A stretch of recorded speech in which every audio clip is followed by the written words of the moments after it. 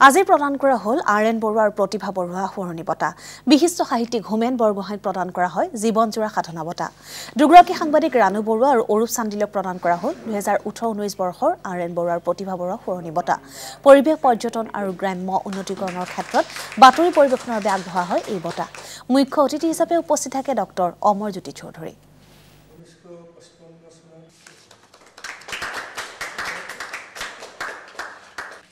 আমি আৰএন বৰুৱাৰ প্ৰতিভা বৰুৱা মেমৰিয়েল সাংবাদিকতা বঁটা 2001 চনৰ পৰা দি আছোঁ আৰু তাৰ লগতে আমি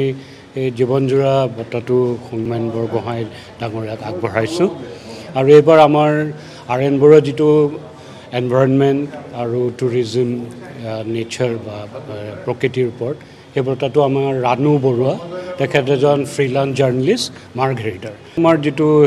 প্ৰতিভা বৰুৱা বঁটা সেইটো অৰূপ চান্দলীয় দৈনিক অসমৰ ষ্টাফ ৰিপৰ্টাৰ তেখেতক এইবাৰ আগবঢ়োৱা হৈছে সেইটো এটা স্বীকৃতি বুলি ভাবিছোঁ